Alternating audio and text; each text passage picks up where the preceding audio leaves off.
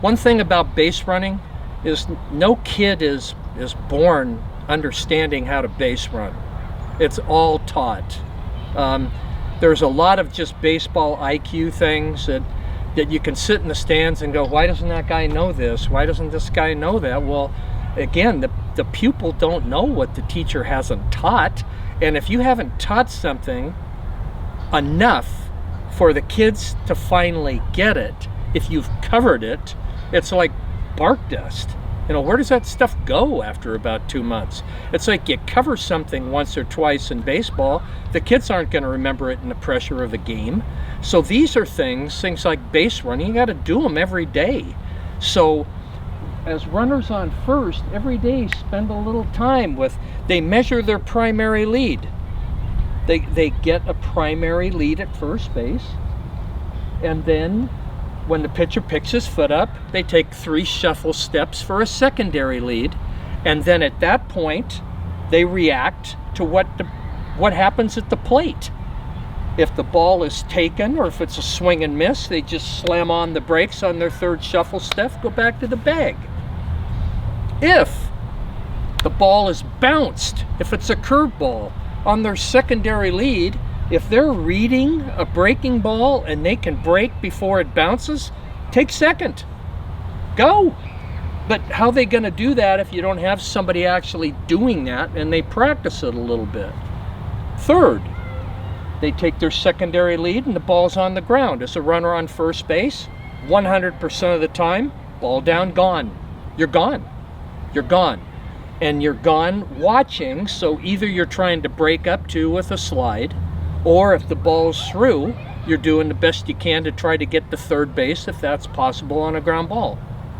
The next reaction at first base is this. The ball comes straight off the bat. Freeze. For a split second, throttle down and freeze so that if the ball's caught by an infielder, you don't get doubled up. Freeze, ball's through, keep going. Freeze, ball's caught, return to the bag. Last, a ball's in the air.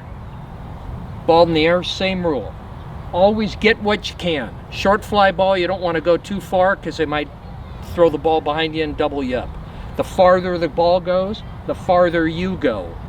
And I mean, if it's a deep fly in a deep ballpark, you can go all the way to second base and be watching, and the ball hits the ground, you should be able to score from deep.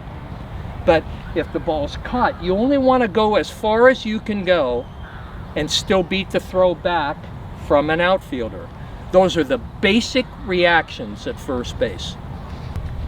As a runner on second, some things are similar to first base, some things are very different. You're going to have your same primary lead. Your secondary lead's going to be able to be at least a step longer because the catcher's 30 feet farther away from you. Then you are, if the catcher catches the ball, returning. If the ball's in the dirt, you don't automatically go because the catcher's throw is only 90 feet. You got to see the ball really skip away far enough that you can clearly make it.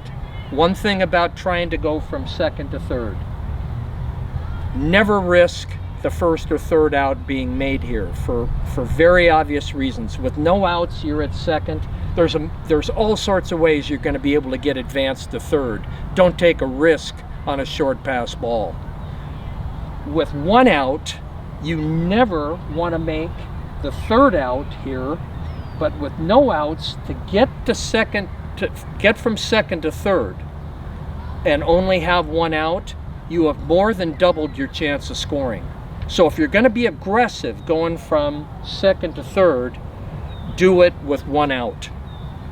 With 2 outs, you're already going to score on a single. You're going to go on any hit ball, basically, with 2 outs. So why take a chance of going from second to third? It's risk reward. It's not worth it. Now, if I take my secondary lead and a ground ball is hit back to the pitcher, or if a ground ball is hit in front of me to the shortstop or the third baseman, I'm waiting for the throw. Now in youth baseball, if the first baseman's not a very good thrower, as soon as the throw's made, you can go from second to third. That's a game time decision. But it's not, you never want to go on a ground ball in front of you to third, because it could end up being an easy play and they're getting an out at third and you're sacrificing scoring position for a runner on first. Now, once you've taken your secondary lead, if the grounder's by the pitcher and it's behind you, you always want to go to third. It's a gimme. It's a gimme, and you want to get that extra base. Line drives, same as first base. Freeze, make sure it's through. Any ball in the air, you start with get what you can, so if it drops, you score. One situation that's different than that. Really deep routine fly ball to center field, right center. You want to tag up and take third on a routine fly that can advance you. Runner on third. Some things are similar, some things are different. You get your same measured lead. One thing that's important, you want to be a step into foul territory on that primary lead for one reason. If a ground ball or a line drive hits you and you're in foul territory, you're not out. If you're on the line or inside it, you're out. That's not a good play. So on the secondary lead, you take your slide steps, but your third step takes you to the baseline. Then you stay on the baseline to make it hard for the catcher to throw. Okay, so it's 2 slide steps to the line as your secondary lead. Now, what do you do on a ground ball? First, if there's no outs, make a ground ball be through, typically is the standard rule. Just wait, make it be through. You're at third with no outs. There's no reason to take a risk getting thrown out at home plate. 1 out. Unless you're way behind, contact play is a pretty good play. And what that means is I take my slide steps and I'm reading. Any ball down, I'm gone. I'm just gone. I'm gonna bet that if I get a great jump, 3-4 hop ground ball, by the time it's fielded, thrown, catch, tag, I'm gonna make it. Now, if the throw beats me clearly, I slam on the brakes in contact play, I stay in a rundown so the batter gets to second base and we still have somebody in scoring position. Contact play is a one out play. 2 outs, I'm pretty much going on everything that's hit. How about less than 2 outs fly ball? Anytime a ball is hit on the line or in the air with less than 2 outs, my job is to slam on the brake and start back to the bag. My role is not get doubled up, no chance. So even on a line drive, I want to break back to the bag. I don't want to take a risk of a third baseman or shortstop going bang, bang and getting me. Okay? So any line driving up, as soon as I read the ball up or flat off the bat, I start back to third. So I start back on every fly ball. If I read it's going to drop, I go.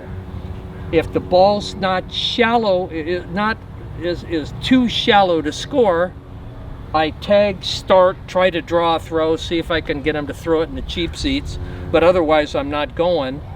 Then when do we go on sacrifice flies? It depends on our pregame scouting of all the outfield arms. Guy's got a weak arm, medium, we're going. If we know a guy's got a great arm, we're not going to test that. If the game's on the line and there's a weak hitter up and there's 1 out, we might test it anyway. But it's a careful decision if we're going to tag up and try to score with a runner on third. Last, when do we try to score on a pass ball runner on third? We take our secondary lead and we read how far. We got to determine before the game, how far is the backstop? Is it a gimme? Is it a do we have to read it? There's a number of things. How fast is my runner? It isn't an automatic we try to score and a ball skips away from a catcher. It depends on how far the backstop is, how quick my runner is. But we want to be as aggressive as possible to score without a hit when we can at third base.